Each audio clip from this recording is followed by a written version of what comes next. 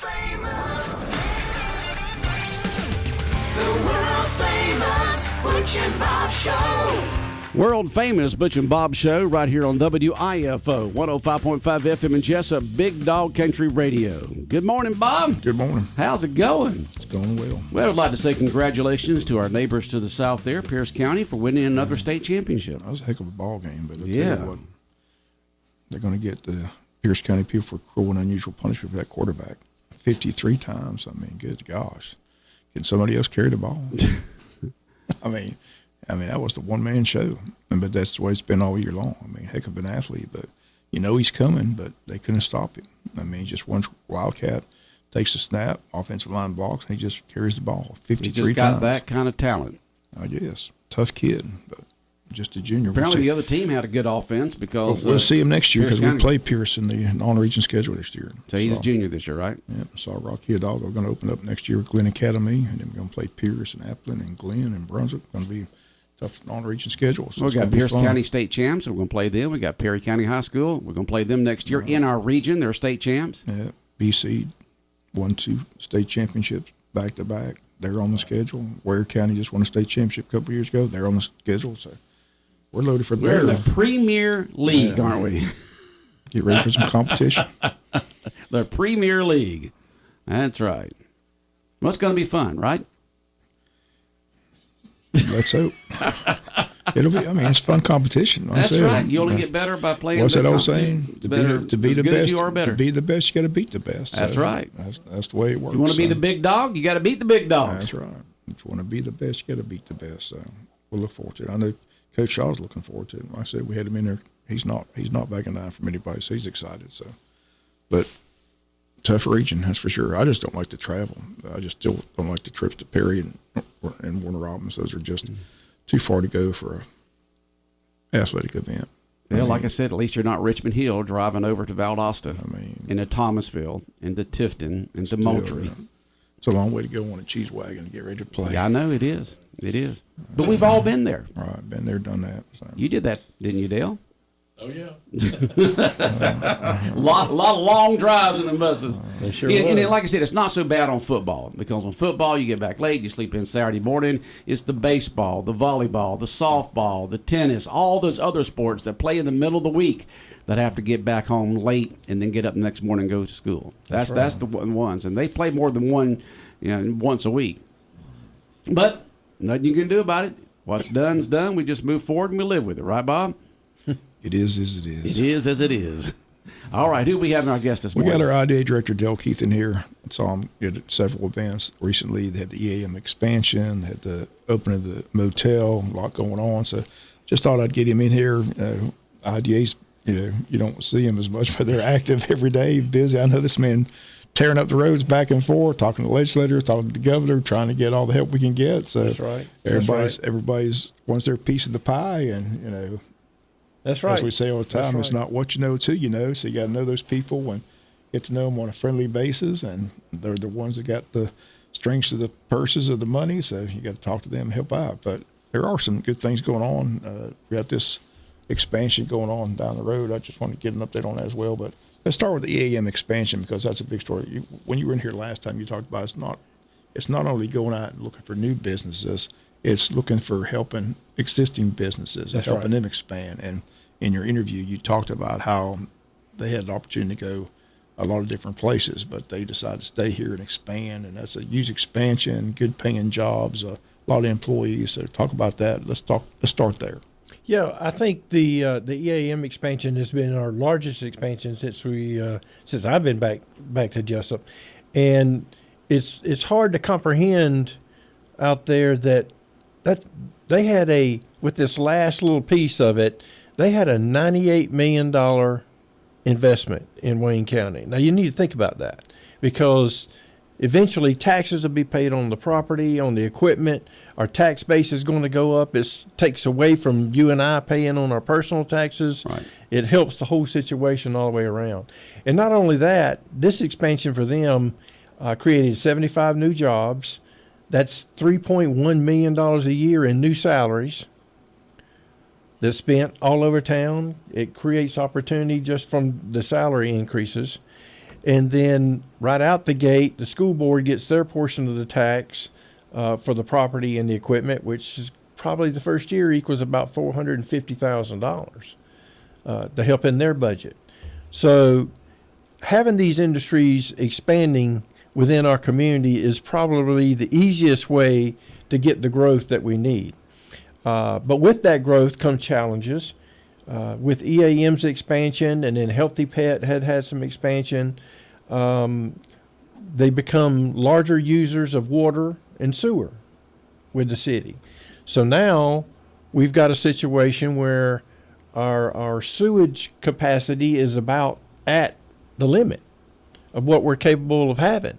So if I wanted to go out and get a new industry that required 500,000 gallons of sewage a day, we can't afford to do that right now. So we started back in 2021 with this new industrial park over here. We put it in the city. We annexed it into the city limits because we really need the water and sewer to be able to attract larger industries. We've got to have a way of handling that sewer. Can't build a big enough septic tank for that. That's right. That's right. And so we've been working on this process, and we realized we were getting close to capacity with the existing infrastructure that we had. So we partnered up with the city, and we applied. We had a $9 million sewage water capacity project. It's called East Jesup project. We partnered up with them. That was going to put water and sewer in our new industrial park out here. That was going to upgrade the infrastructure from Sunset Boulevard around EAM down to the country club at 301, go 301 all the way back to the sewage package plant on the other side of town. That infrastructure was built a gazillion years ago, and it's only an 8-inch pipe. And according to the engineers and architects now, that pipe's got to be 20 inches. Oh, wow. So for us to have any kind of future growth. So we started thinking, well, for the future of Wayne County and Jesup and all our citizens, we've got to try to upgrade that system and get it to a point where we can get the new industries to come in for us. So that was in 21. Probably the middle of the summer this year, the Thomas and Hutton architects and engineers came back to us and said, okay, this is what it's going to take to go from this 8-inch pipe to a 20-inch pipe, the lift stations that have to be upgraded, and what was in 21 $9 million is now $22 million. Sounds about right with inflation. And so with inflation and the supply chain issues that they're having and the workforce issues that they're having, the cost has just more than doubled. And unfortunately, when we went in 21, we went out with the city and we made an application for a grant. We got $6.7 million in the grant. The city was going to put in 1.6. We were going to put in $500,000. So we had our $9 million to cover our $9 million construction cost. Well, now that cost is more than doubled, and we don't have the money for that. So one thing that I'm really tickled with is yesterday in our board meeting, we had representation from the county and the city, and Thomas and Hutton did a formal presentation to us at the IDA about where we were, what our options were going forward, and how we're going to get there. And I thought the meeting was a great meeting. There was a lot of folks in there that were interested and realized the importance of it, how much this means to our community as a whole, whether it's city or county. And I left out of that meeting thinking that we're going to get together again and talk about the funding options that are out there and what we might can try to do to raise this money. Because I'm telling you guys, this is probably one of the most important things that our community is going to do for the next 15 or 20 years. This ensures the future for your children, your grandchildren, to have a place to work here in Jesup, Georgia. You know, we had the pastor on yesterday from First Baptist Church in Ludowici, and we were talking about the growth over there in Long County. He says, well, y'all are fortunate over here in Wayne County because y'all have got industry. He said, we've got all this growth over there, and we don't have industry. We only have the residential. And so we're in a situation where we need this, we need that, we need schools, we need all that, and we don't have that tax base coming in from industry, just from property homeowners. And he said that's nowhere near enough. And so we're in a pickle in Long County. Yeah, we got the growth, but we don't have the industry like y'all do in Wayne County. And it's just like we all know, either a community's growing or it's dying. And so you've got to make that investment for growth. That's right. That's right.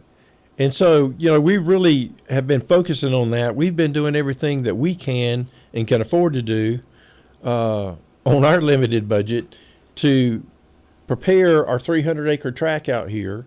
We've got 150 acres of it. The trees are cut. The stumps are all pulled. They're in windrows. We got to push them into a pile and burn them.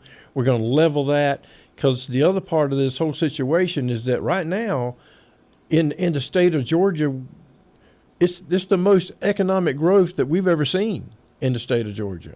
With that Hyundai plant coming over in Bryan County and the supply companies that are going to be associated with that are just looking for spots to plant and employ 75 people to make bumpers to go on the car. Yeah, it's the support industry for the big plant. That's exactly right. And so the challenge we have, though, is there's only a short window of opportunity for that. If we're not able to get our property up and running with water and sewer and a cleared site ready, pad ready site, the problem is everybody else, the bumper makers and all those folks, are already going to have this got to be done in the next year or two. Yeah. If we're 2 years down the road, we may miss that opportunity. Right. So that's another challenge that we're trying to work through. So where's the funding coming from? Did they discuss that? Well, there's a lot of different options out there. Everybody would like to say we would go to the government, the federal government, the state government, and ask for funding like we did on this grant that we got, which was actually an ARPA grant. It had to do with the COVID back in those days of 2020 and 2021. But I kind of believe personally that we have to show that we're willing to do what it takes ourselves. Not only get some help from the federal government. I don't expect the federal government and I don't expect the state of Georgia to solve our problems. And let me say this too, we're not the only ones with these problems. Everybody is going back to the government because every project that's out there is costing more money than they got originally to do the deals. So all 149 counties are working on this same process. So there are options out there. I'm hoping that we're getting the city group together and the county guys together, because it's going to take all of us to make this happen. And I do feel like they really feel like it's an important thing that we need to have happen. So we're going to discuss all the different options that are out there and try to work something out, whether it's GIFA loans, whether it's something with a splosh, whether it's, there's a large variety of things that we can try to do. So we're really going to try to get together and make that happen. Another big story just opened up was the new motel. Had a chance to go to that grand opening, but you talk about problems. To hear their problems they went through getting that thing built, firing contractors, firing these people, getting people not show up for work. They went through the litany of what all they had to go through for the last several years to get that finally built and up and running. But it is up and running now. It was a beautiful, we got to take a tour through it was just a gorgeous facility, but it's something that was definitely needed. So I know we're glad it's here. That's right. That was one thing we did help a little bit with, and mainly because we don't traditionally do retail type stuff, because everything that we do deals with larger dollar amounts, like a $5-7 million minimum investment type thing, and but the hotel was something that everyone in the community came to our board and said, we need this. We need a new hotel, a business class hotel. And thank the goodness that the guys over in Baxley came over and were willing to invest. I think they were around $7 million worth of investment. It's probably more than that because, to your point, the construction on that Holiday Inn was probably supposed to take about a year, and it was almost 3 years before they got it finished, and it was very nice. I know I saw you there when they did the ribbon cutting. It's just gorgeous. It's a beautiful place. It's a beautiful hotel. The owner of it talked about the issues they dealt with, like you said, when you're in construction, everybody's dealing with these, it's hard to find people to work. You got a work crew, all of a sudden they don't show up. Everything. Costs go up. But it was just sitting there listening to it. I was just shaking my head like, man, these guys really went through a lot to get this thing. They sure built. did. So, I'm just and they glad stuck with it. I mean, and invested more of their personal money and stuff. So it. And the great it was thing a big was they commitment announced on their also part. that all those people working there are local people. So, I mean, but again, we're talking about jobs, good paying jobs, good business, things like that. So, what else is going on? They have that type of hotel. And again, if you just joined us, we got the idea director, Del Keith, in there. Like I said, you burn up the roads back and forth. You got the exit issues coming up. I know you'll be there to talk to those guys because, like I said, it's all about making those connections. But we're fortunate. We talk about, our community is blessed to have representation that shows up for events like this. I mean, we know these people. When you see them in Atlanta, I mean, they know who we are. So a lot of the communities don't have that. That's right. So we're blessed. I told Stephen Meeks when I saw him at Scrivener, we appreciate him calling in. Like I said, he and Buddy DeLoach and Blake Tillery, they call in when the session's going on and keep everybody updated what's going on. I mean, it doesn't happen in a lot of places. That's right. And I tell you what, our three guys, when we applied for that grant with that ARP money, they were extremely instrumental in us getting that money. I'm telling you. We spent a lot of time with those guys. They understood what we were trying to do. They saw the need at that point and what we were trying to accomplish. And Blake, Buddy, Stephen, all three, and at that time, It was Bill. Bill Werkheiser was involved as well. And they were on board. And when you have that kind of support like our guys are giving us here in Jesup and Wayne County, you're exactly right. A lot of communities don't have that. And that's another reason why when I go up there, if we're going up there to ask for money, I want to make sure we're doing it for the right reasons and we need to have it kind of thing. Because they're getting those questions every day. Anything else on? We talked off the air. I'm just surprised how many Dollar General. You don't have anything to do with the Dollar Generals. And also asked you about Chick-fil-A comes with a truck, and it seems like there's a big crowd, but you don't have any dealings with them at all. Just wonder if they. No, I don't, and I don't do a lot of retail stuff.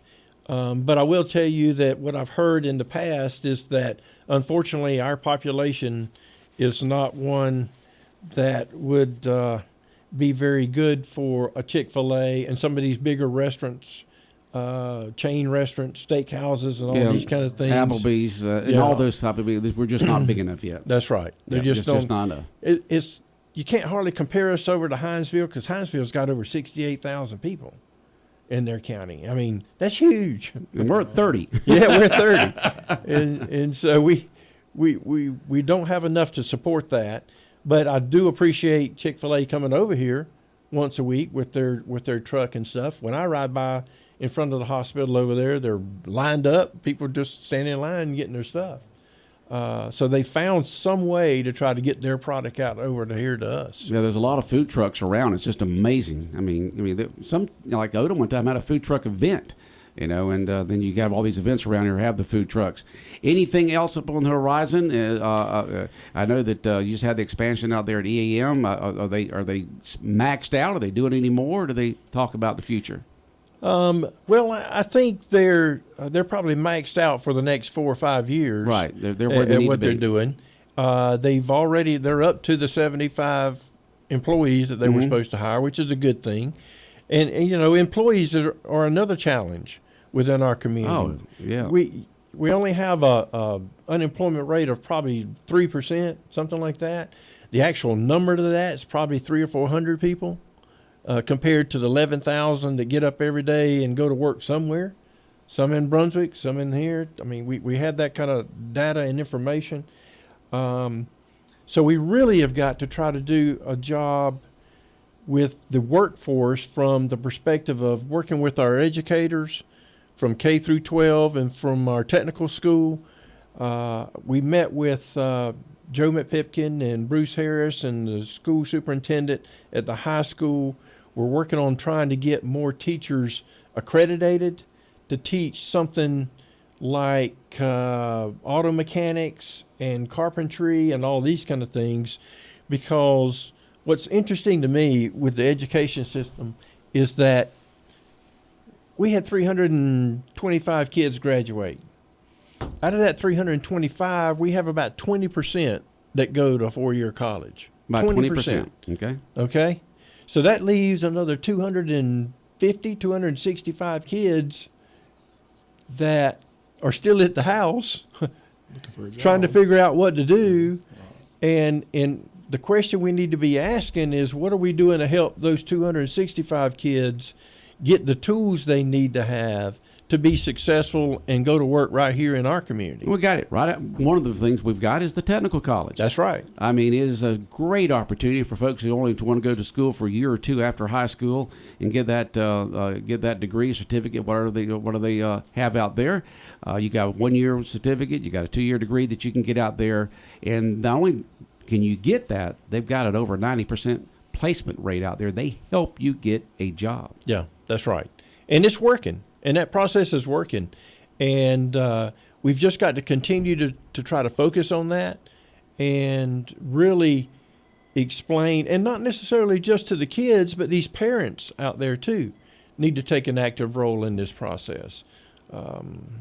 But there's a lot of social issues that we have to deal with, and it makes it difficult. You're working on the expansion out here off of Highway 84, and we talked about that. Anything else on the horizon that Wayne County can look forward to in the future? That I know you can't get into specifics because the industry don't want you to do that, but are there other projects out there that's being worked on? Yeah, well, we get phone calls all the time in reference to opportunities for us.